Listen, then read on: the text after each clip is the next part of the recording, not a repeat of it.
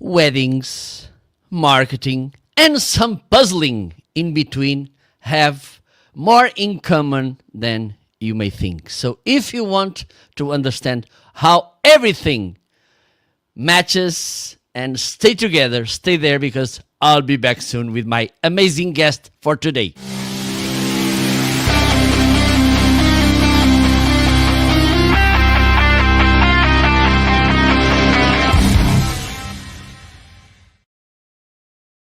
Hello, hello. Welcome to another episode of the Special Marketing Live Show. So, today it's the first episode of this year. It took me more than 1 month to prepare everything, how lazy I am. But we will kick off with an amazing guest that will talk about his expertise in marketing, weddings, puzzles, and how we can combine everything. This will be a nice approach because finding, and there's some things about Jonathan that I love, and one of the things is he should be in weddings finding the best perspective, finding the best shots without messing with all the event, which is something that I want to explore because marketing it's a lot about this. Before that, please feel free to check the video description. You will find there some insightful, nice links, nice tools, like for instance StreamYard that makes this possible. It's where I go live, I record, and then I get recordings to make this podcast. Also, you have Magi, lots of stuff. Don't forget the links, they are affiliates, so if you buy from there, I will get a small commission, which doesn't mean that you will be paying more because you won't. Okay, so feel free to take a look. So let's bring the guest coming from the Northern Europe. Just let me. It's about puzzles, weddings, nice photographs, and a lot more of stuff. Let's welcome to the stage to let me see if I say it properly. Jonathan Schüßler. Hey. Hello, Jonathan. Thank you so much. I love the intros. The hype is real. Okay. So good you like. Thank you so much for being here. It's a pleasure. And it's a big responsibility for you because you are our first guest this year. So look. I didn't know. I had no idea. I'm a bit more nervous this time now. No worries. Jonathan, thank you so much for accepting my invitation. It's a pleasure and an honor. And this, by the way, let me share this with the audience. And you should, by the way, you should subscribe and follow the channel because next week we will have lots of live shows. So be aware that you are not missing. Jonathan, it's just the first of a lot of them. So I believe that we will open this with a golden key. So, Jonathan, thank you so much for being here again. It's a pleasure. And if you don't mind introducing yourself, and then we can kickstart the conversation. Is that okay? Yeah, thank you. Yeah, so I'm Jonathan Schüßler. I've been shooting weddings for nearly 10 years now. And then for the past 7 years, I've been also doing some marketing stuff. So I really help local businesses find more trust with their audience by introducing testimonial videos or sharing their business's story to really showcase what they're made of and what kind of quality their clients can appreciate and also experience if they're booking with them. Awesome. And yesterday I was preparing, doing my homework for this live show, and something really got me triggered, which was that the important, and we have here some people, I think some they are from you, Guten Tag Männer, Commission for New Walking Socks, Binda Kan Logshin. You can also see comments. You can see the comments? Oh, yes. Let's go. Okay, perfect. I'm not sure. So, one is my dad, but the other, Oh, nice. I don't think I know. Okay, so willkommen. So, Jonathan, when you mentioned that one of your main skills, let me call it skills for the wedding, is that you should get the nicest shots, the nicest moments without disturbing the people. And this is kind of, and you said that marketing, it's about that, as well, like making your work. There's definitely Yes. some like coherent scenes that you see there. So in weddings, you have obviously like you have like the timeline, which is usually not very set in stone, but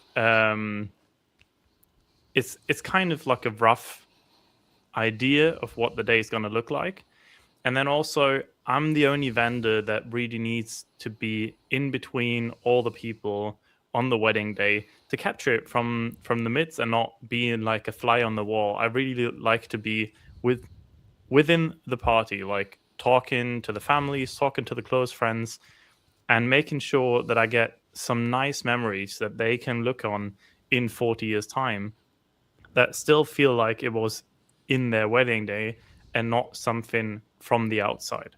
So I really try to focus on connecting with their family, connecting with their close friends to, be like a very, bit like a chameleon, be like within them and not disturb them.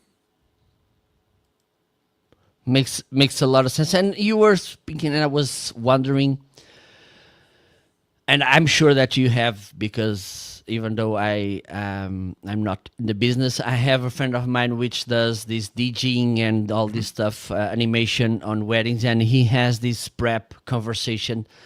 But I believe that in your case, this prep conversation goes in a different way, because animation is good. Okay, don't get me wrong, people that does animations on wedding, but the photos, they are the kind of the memory, like that memory that we like. For instance, my mother, she likes to go to see that the album and see all the people there and all the moments and whatever. When you have this preparation conversation, do you, I'm sure that you do this, but I think it's pretty important, like understand the grooms or the people that are about to marry, like to make the concept, because I believe that different people, they have different concept about the shooting and the filming of the wedding. Yeah, Do 100%.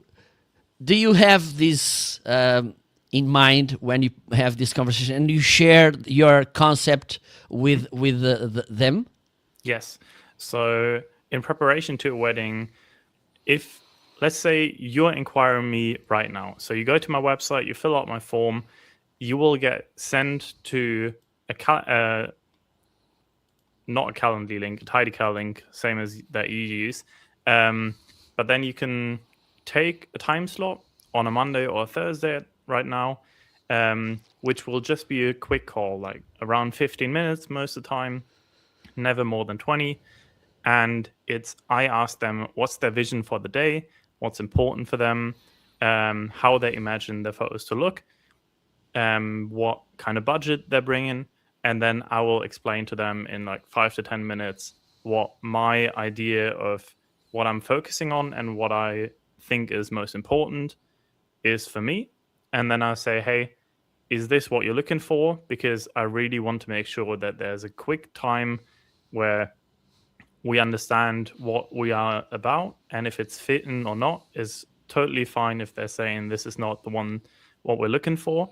And then we go into another call, which is a video call that definitely needs both of them to be part of it. So it's the three of us talking through all the different stages of the day, and I will give them some tips.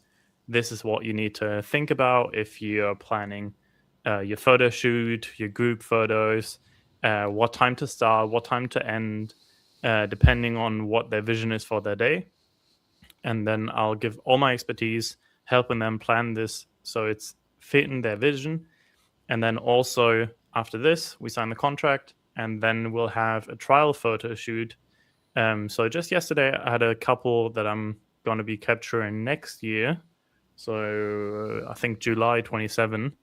And we did their engagement photos, which is also part of the process, because I think since it's only their most important people on the wedding day itself, if I'm coming in there and trying to be in the middle of the party, I really need to know the couple, and this can't just be done over video call. So I want to meet them. I want to take some pictures with them to make sure that they feel comfortable with me at their wedding day. Oh, well, awesome. And I was thinking this is nice because I'm seeing the flow of the your journey, and knowing the venue, it's important as well, because you won't go there just by in the wedding day and then figure out this will be a nice place to make some shooting and No, it's all possible. this sort of thing. That's easier. It's easier to not know the venue than to not know the people. Oh yes, really? Yeah, 100%. Because Nice. venues look different in different times of the day anyways, different times of the year, when the sun's setting different. So there's like a venue close to me which has the sides are all windows going towards the sunset. In September, during dinner, the sun will shine through the window directly, like it looks like it is in behind me, but it's fake. But if it's in June, sun will not be setting at this time. So the lighting will be completely different in June. And then also I have another wedding there in December, which obviously during dinner time it will be dark. So I will need to use flash all the time. So even though I know the venue very well, it behaves very different throughout the wedding day anyways, in a different month, on a different day. It could be rainy, it could be dark. So I think not knowing the venue is not the worst, and you can figure it out in advance. Nice. That's a good point, and and one of the things, and let's start looking a little bit in a marketing way to our conversation. For me, one of the most important things about doing marketing properly, it's knowing the context, and you just showed us two contexts, one which is pretty important, the other one which is not as important, and how it changes. Okay, so when did you start to understand that because, and I had this conversation some minutes ago, by these days we think marketing mainly as communication, and it's way more than that. And relation is marketing, this kind of conversation. It's marketing, understanding what the couple wants. How can I provide this value to them? Or how can I somehow bringing some these unexpected things by knowing the guest, the couple, sorry, and the guest as well. So this is really what makes the difference, like these outstanding situations. And on a wedding, I think this is even more valued than in normal situations in the day by day. When did you start to think this way, and when did you felt that bringing this to the table made a huge difference as your how can I say, skill set, and also what you were your differentiation in the middle of other people doing the same as you? Yeah, so in 2020 is when I went full time, and that's when I basically started taking some marketing jobs as well. At the time, I didn't realize that the skill sets that I brought to the table were also pretty relevant. I think it must have been like 2022 when I had more marketing jobs. That's probably the biggest marketing year that I've had so far, where I felt like, okay, some of the campaigns that I was able to shoot, I was only able to shoot them because I knew how to engage with people that are not not models by profession. And I had a big campaign for the city. It was like maybe 7.5K, if I remember correctly. It was shooting different sports people um, for a campaign against sexism. So it was the person with like a quote underneath in their sports scenario, and all these people, they're not models. So I really made them feel comfortable on the shoot in itself. And then only 2023, maybe 24 actually, I really started translating those skills that I had with making people feel comfortable in a situation that they usually don't feel comfortable in, into testimonial videos. So what I wanted to do is, I thought I have the skills to make people comfortable, and also I have the skills to make people look good. And all this time, I was practicing marketing and figuring out what is the user's intent, what are struggles, what are things that stop them from buying the products, even though they would be a right fit for them.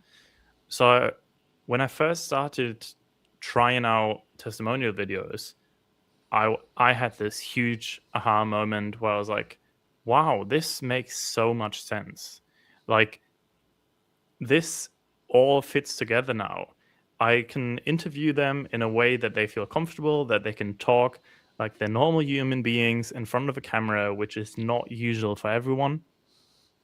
And then also figure out which 2 minutes or which minute of sentences are the ones that really make a difference in making sure that some struggles are addressed and people feel comfortable with buying from this brand, especially if it's something that is heavily trust reliant, like a realtor, like a coach, um, like a course. You know, there's like a lot of fake gurus out there that sell.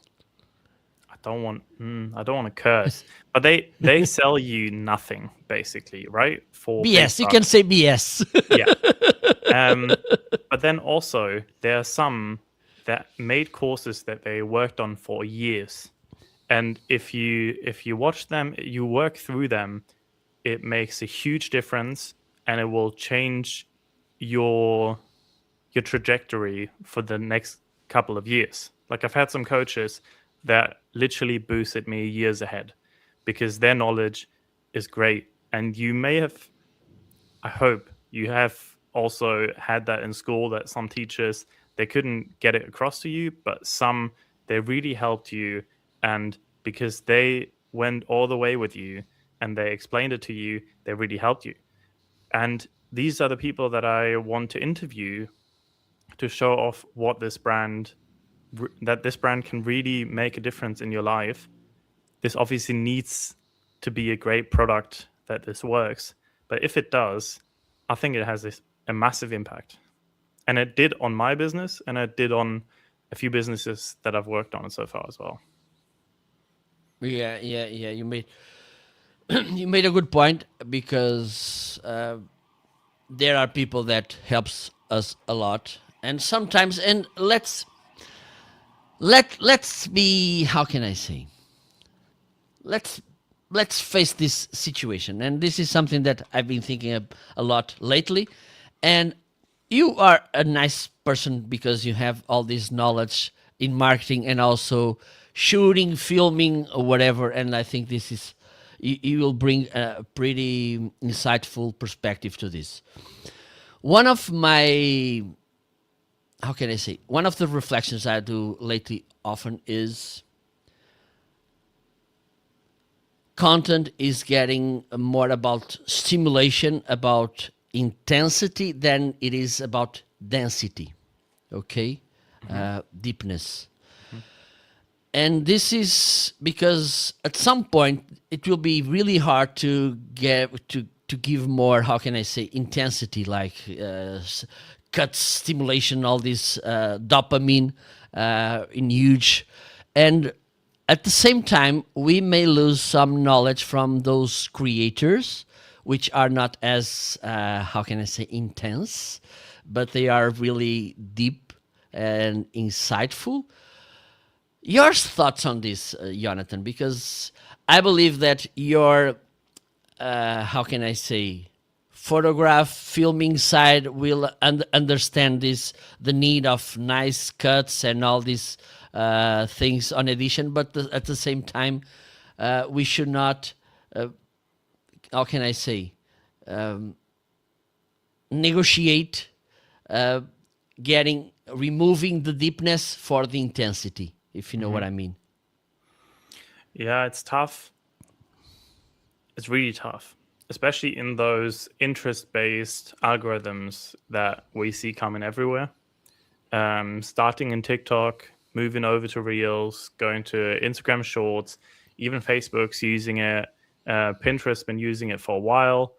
And what really happens here is something goes viral because everyone can understand it. And it's being less about who you follow, it's more about what you just watched and what is keeping you on the platform for the longest. What this means is the content is a little bit getting dumber. I don't even care about how it's presented, cuts, whatever, if it's shot on an iPhone or just a Samsung Galaxy from 2012, or even professional camera. It doesn't matter. What really matters is it's hard to get quality content out there because quality content usually goes in way too deep and people click off it because they don't understand it, because they're not in this topic matter, in this relevancy. So if you make something that's really deep and goes really far and has a lot of huge knowledge in it, it's most likely not going to reach many people because not everyone will understand it. And this is limiting the reach. So what creators have to do is create something. If it's informational content, obviously, like if it's in the other categories, it doesn't matter really. But if it's informational content and you're showing off something that is really cool and really deep, you're not going to reach too many people. But if you dumb it down, so some people in SEO, they always say, write your page so that Homer Simpson would understand it. And this is what you need to do with your content so that it reaches a lot of people. I have found some ways on TikTok to still reach an audience, but that was because this specific content is really needed for a lot of people as well. And since everyone's making content, the quality of the inside has to be so good and so easy to understand and still so interesting, even to people that don't need the information for it to go viral. And this is tough because it's so many different things that you often can't control. Whereas if you just make something dumb, it often works. So in Germany right now, we have this creator. He's making tiramisu in everything, and he goes viral with it every time. So he's made tiramisu in an airplane toilet. He's made like a full bathtub of tiramisu, and this always goes viral because it's dumb and everyone understands it, right? But if you need to make something to promote something that is really good or that helps some people, you might get stuck in 200 view jail even though you made a good video. And the beginning is too hard for people to grasp what you're going for. Yeah, I'm not sure if that answered the question, but it's tough Absolutely. right now. Yeah.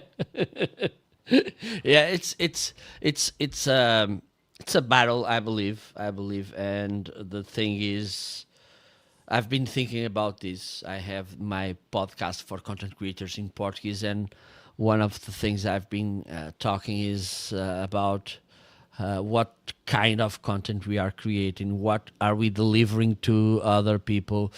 Um, it's pretty important as well, because if we get, because there's this downside of this wonderful world that some creators they want to create, which is in the short term, this could is nice. Look how amazing she or he is and our life.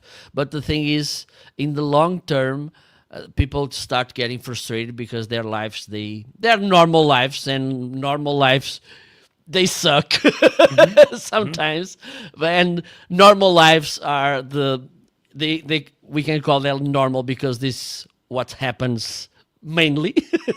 So this is something that we should have in mind, and this kind of faking things or having this intensity, I think we should think a little bit about them, because sometimes this could make could be more harmful than helpful, and I think we should think about this as well. But let's get back to creating. And one of the things that you mentioned is that for most of people, and I see this all the time, filming and being in front of a camera is not their natural environment. So I want to make you, let me say two questions. First, because this will be really insightful for the audience. How do you help people to get that confidence to be in front of camera? Okay, and another thing, because the second barrier is I don't want to share my secrets because my business it has secrets and I don't want to share. So first, how do they overcome this fear, and how they can start talking about their business? Okay. It's tough if you do it alone. It's definitely easier if you have someone behind the camera directing you, I would say. What I always do is I sit them down in the same spot that they will be in front of the camera, or stand them, and then I will just talk to them whilst I already have the cameras rolling. So I will be like, okay, this is what we planned. This is the next few steps. This is what you're saying first. And if it's something set like an image video, then I will go through the sentences backwards. So if it's like a CEO standing in front of a camera, and I'll be like talking to them so that they feel more comfortable, and then I'm like, okay, perfect. The way you're just standing and talking right now, this is what I want from you as well. Also, if you need a few extra takes, that's fully normal.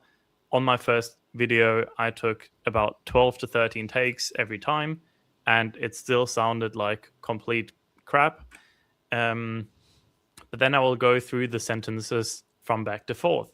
So what I would do is like, I am a photographer and videographer.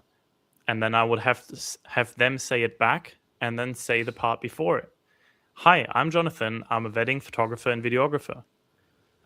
They'll say it again. And then I'm like, hey, are you planning your wedding right now?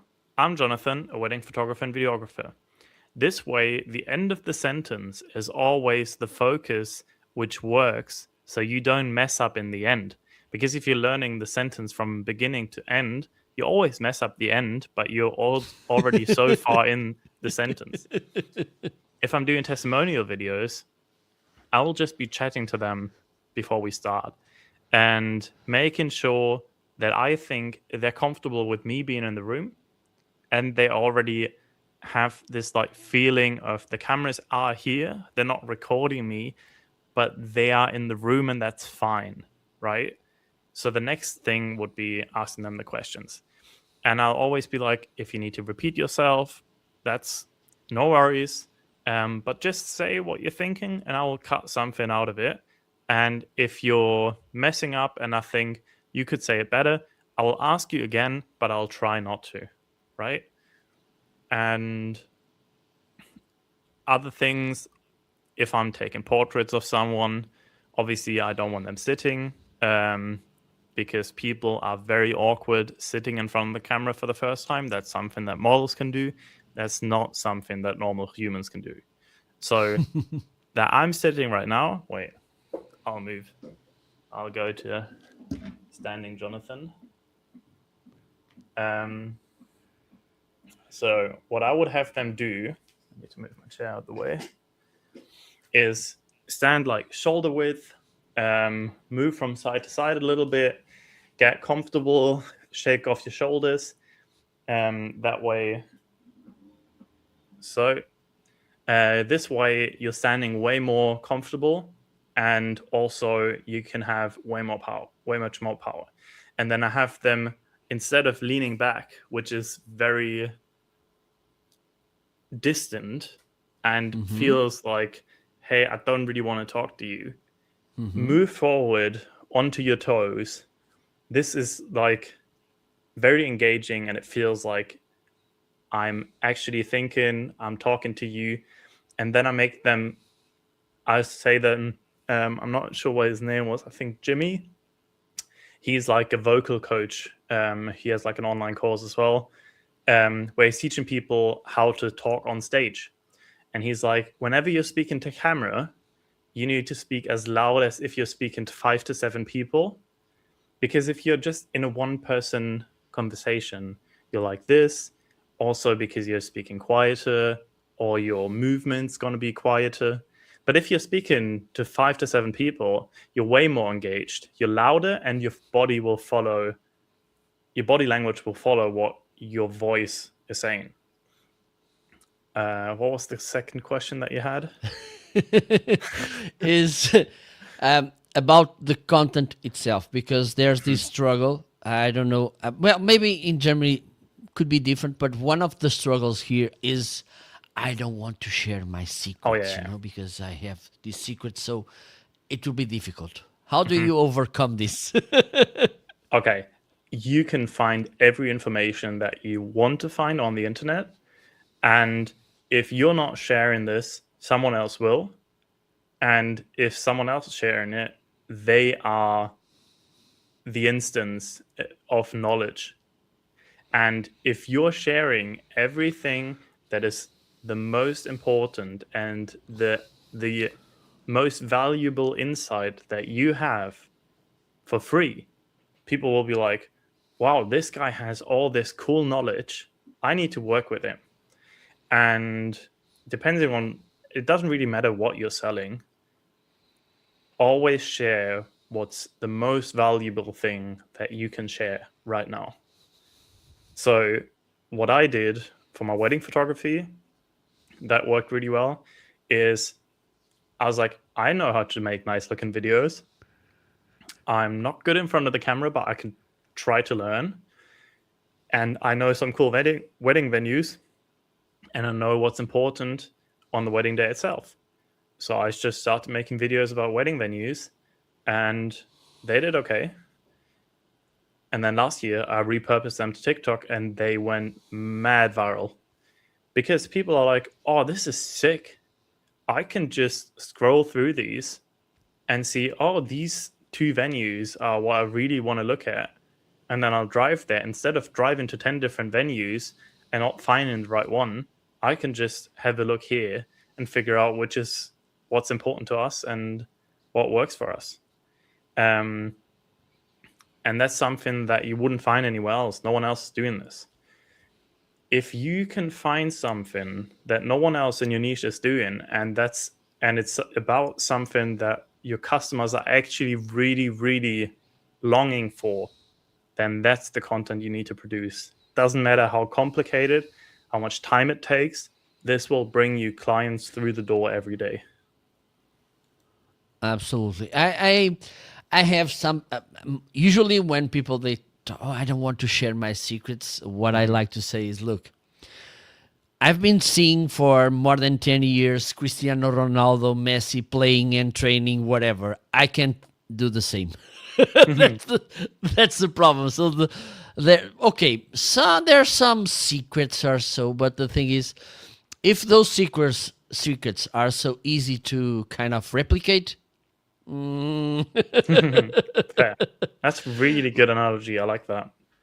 oh yeah, I think it works really well to explain this. And oh my god, the thing about talking with you is the things they get visual. Like I'm I think it's good for the conversation. And we talked about this when we had this prep conversation. And one of the things that I believe it's important to understand is the different type of contents that people are expecting from us depending on our professions.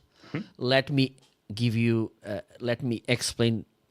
For instance, Jonathan, as a photographer, as a filmmaker,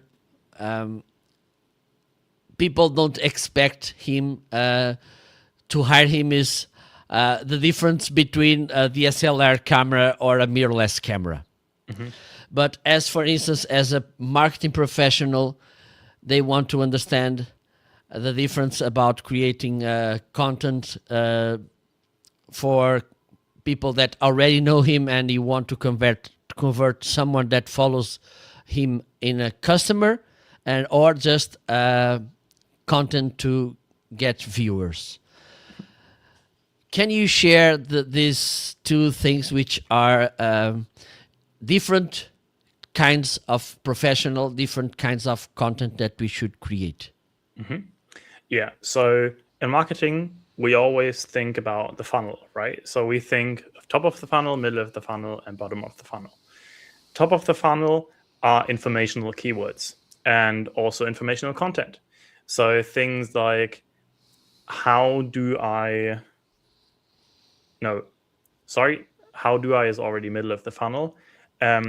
Let's say, what is a draining pipe? And then middle of the funnel would be, how do I fix a clogged draining pipe? And then bottom of the funnel would be draining pipe clogged service, whatever, right? And even in content, it's the same. So you have things that are explaining how to what is a DSLR camera, right? There's some videos about this. Or what is the light triangle? This is stuff that's really, really top of the funnel. A lot of people will search for this. A lot of people will watch this because they have no idea yet. But they are very unlikely that they're going to buy something. Middle of the funnel, how to. This is often how to is often DIY, so it's not really part of the funnel. But some people, they try it and then they will buy someone professional to do it. But there's or comparison pages are very middle of the funnel. And this would be, so for the venues that I'm promoting, top of the funnel would be how to start planning a wedding, right? It's very, very open. Then everything will say you need to find a venue first.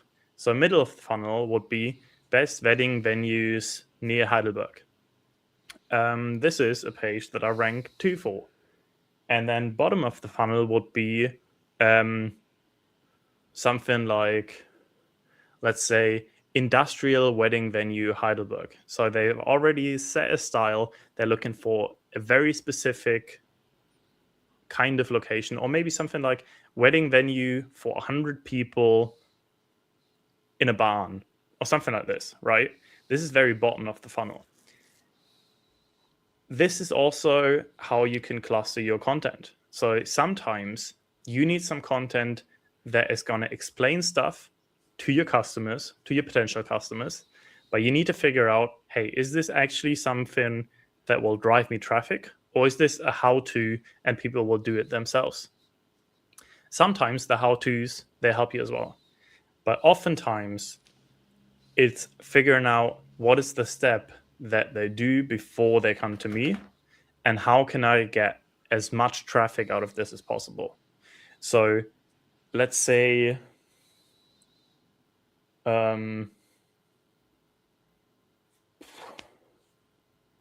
you're lawn care, right? What is something that people that need help with their lawn care do before they book you? They probably set up a garden, and then they realize, oh, we can't do all of this ourselves. So you do stuff, how to set up your own garden in your area. You can make videos about what is the ground conditions in Heidelberg. How high are trees allowed to be in your garden? We in Germany, we love all the rules. And then, but then also you make some videos where you tell people, hey, we just did this for a client.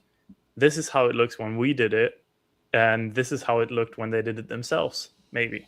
And then you have the clients talking about how great it was that they booked them and how they enjoy their garden every afternoon, whatever.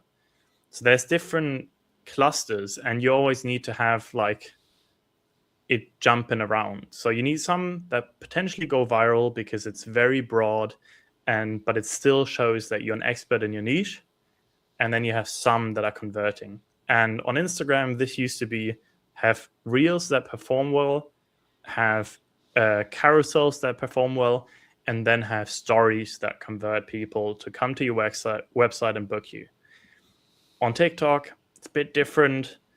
On YouTube, it's even trickier, I would say.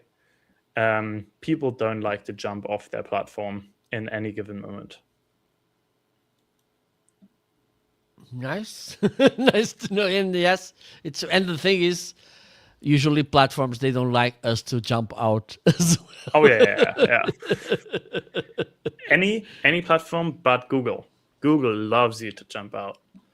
Google wants you to jump out. Google wants you to be on Google as little as possible, because that's what makes you come back. Yeah, makes sense. Everyone who's saying, oh, I gamed the algorithm on Google, I know how to do it. You're not. You just made user intent worthy pages. People come to you, they get what they're looking for. Perfect. That's what it is. And that's the same with most of the other platforms, but the other platforms don't want you to jump off the platform. Yep, absolutely. Absolutely, yes. So we are about to end. This time flies. Yeah, sorry. No problem. If I had to ask you like 3 advices, so I want to start my business, or I want to start creating content for my business. If you can give me 3 advices, what would you advise? Number 1, ask your customer service person, if that's you or someone else, what are things that people always ask you? And what are things why people think about not booking you? If you can make this like a form that people have to fill out just after they booked you, there's something that I heard yesterday about that, which I thought was crazy good, was as soon as people fill out the contract, have a questionnaire, what nearly made you not buy? And then make content about this. This is something that customers are really interested in. Because the most important thing is, what are your customers actually interested in? Because no one's interested in your product as much as you are. And they are only interested in what they're getting out of it. And what they're getting out of it is usually not the technical thing. It's something deeper. I think that's it. I think that's the main thing. Make sure that you really understand what your customers need. And if you have any, if you find, what you could do to find this out is go to Google Maps, find your competitors, find their bad reviews, and say, oh, this is something that we do particularly well. Let's make some content about this. What they didn't like at this other firm, this is what we're making well. Absolutely. I do trainings as well, and one of the things I like to say is always the sites with reviews, they are huge sources of improvement and differentiation, because people are saying, of course, sorry, sometimes people they give these bad reviews because they were in a bad mood or something. But if there's, and I know someone that like patterns, if there's a pattern, okay, this one, it tells us first thing that given, how can I say, thing, it's important for the customer. Okay, it means I really I need this feature, or I need this benefit, whatever. And the second is telling us that they are not doing it properly. So there's an opportunity for us to cover that request, that need. So well done, Jonathan. I have a third. Yes. I have a third. Okay. If I have 1 more second. Yeah, you have. Of course you do. Okay. So, if you're in the room with a customer that already bought and is satisfied, make a testimonial video yourself. You don't need to have it professionally like I do them. Put them in a door frame, because that way the light's usually good. And just film them. Take the most important 2 sentences and post them everywhere. And also, if you have content that does well on one platform, repost it to other platforms. That gives your content multiple chances to rank on Google, and also multiple chances to go viral. It worked for me. It made the biggest difference last year. Content that only reached 1,000 people reached over 1.6 million people just by reposting it to different platforms. Yeah. Now I'm done. Awesome. And that's another thing. Usually we tend to think, oh, I'm not reposting this because I already posted 2 years ago, so it doesn't make any sense, because we think that when we post something, all the people, they will see it. Yeah. And the thing is, there are three main reasons why you should repost, mostly those who had a good performance. One, not everybody in your audience or in your community is seeing, because the algorithms, they do the magic. The second thing is, there are new followers, there are people that unfollowed. So the following thing, it's organic, it's moving. Okay, so if you post today, maybe within 1 week you'll have new followers who never saw that content. And the other thing, when we talk about education, things that need to be repeated to